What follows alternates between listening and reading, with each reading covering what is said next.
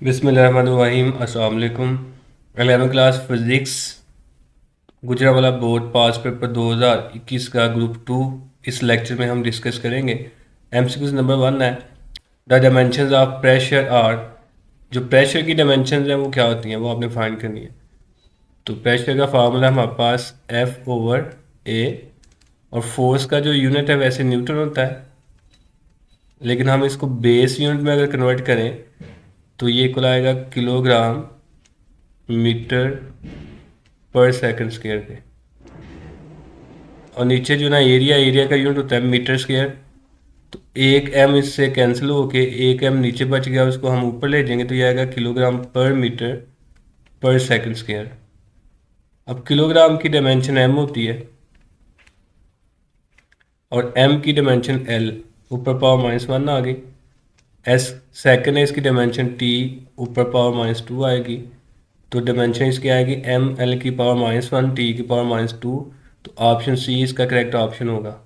MCQs number 2 है, if r equal 2.25 plus minus 0.01 centimetre then percentage uncertainty in r. Percentage uncertainty आपने find करनी है।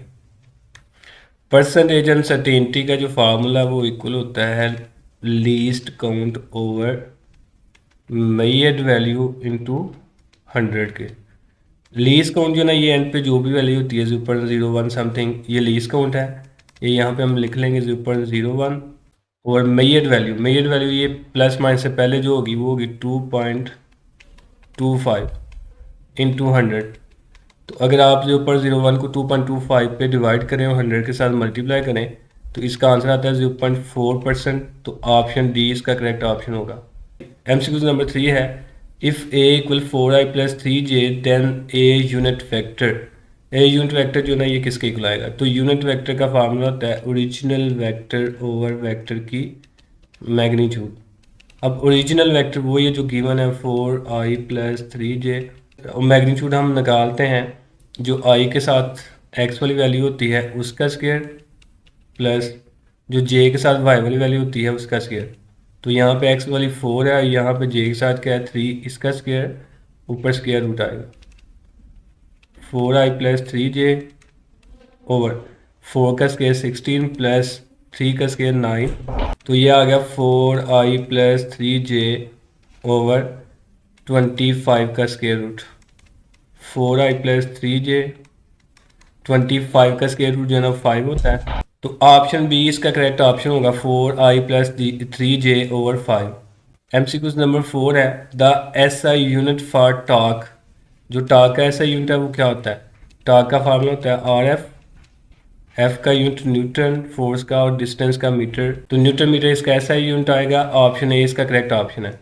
MCQs number 5 है, if the water flows out from a pipe at kilogram per second. अब ये जो kilogram per second है basically ये m over T की वैल्यू है। m ओवर टी की वैल्यू उसने दी हुई है 3 किलोग्राम पर सेकंड। उसके बाद कहता है एंड इस velocity change from 5 metre per second, और इसकी जो वेलोसिटी दी हुई है उसने वो दी हुई है 5 metre per second. On striking the wall then applied force is equal. जो अप्लाइड फोर्स है वो किसके इक्वल आएगी? तो फार्मूला अप्लाइड फोर्स का m over T into V. M O T यहाँ पे जो है ना वो 3 है और v यहाँ पे 5 है। 3 और 5 का हम मल्टीप्लाई करें तो 15 आंसर आता है। तो ऑप्शन सी इसका करेक्ट ऑप्शन होगा। एमसीक्यू नंबर 6 है, the fuel consumed by a typical rocket is about 10,000 kilogram per second. Option C इसका करेक्ट ऑप्शन है। एमसीक्यू नंबर 7 है, kilowatt hour is a unit for energy. Energy का unit होता है electrical energy का। MCQs number 8 है, one revolution 2 pi radian के equal होती है। ऑप्शन सी इसका करेक्ट ऑप्शन है। एमसीक्यूज नंबर 9 है, the movement of inertia of sphere is given as. जो स्फीयर है इसका movement of inertia 2 over 5 mr का स्क्वायर होता है। तो ऑप्शन बी इसका करेक्ट ऑप्शन होगा। एमसीक्यूज नंबर 10 है, टॉयसेस theorem can be written as.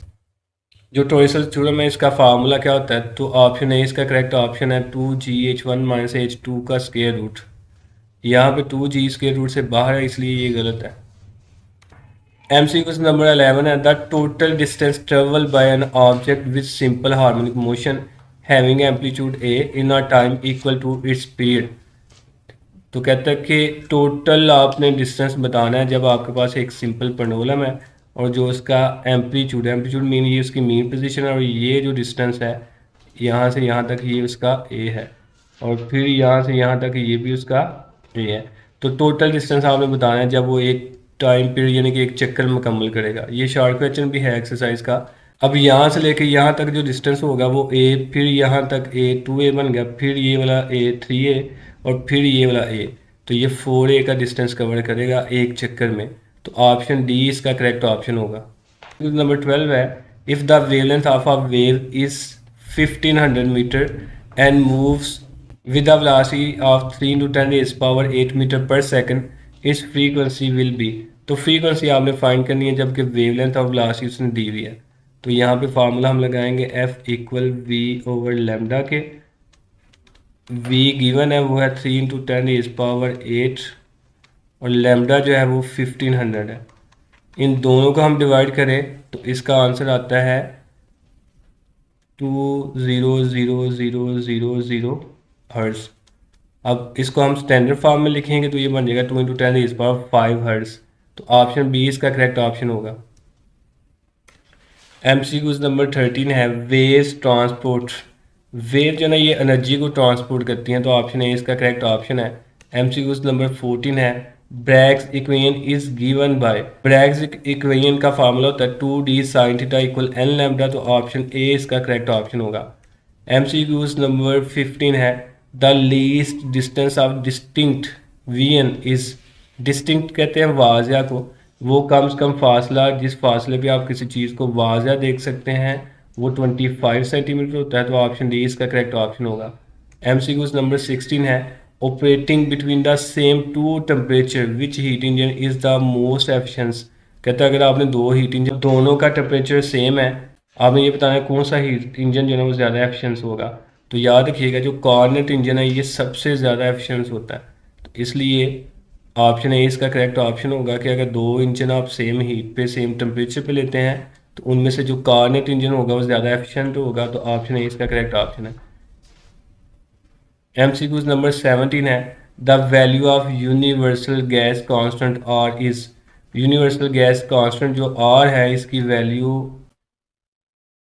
Value होती है 8.314 जूल पर मोल पर केल्विन। तो ऑप्शन सी इसका करेक्ट ऑप्शन होगा।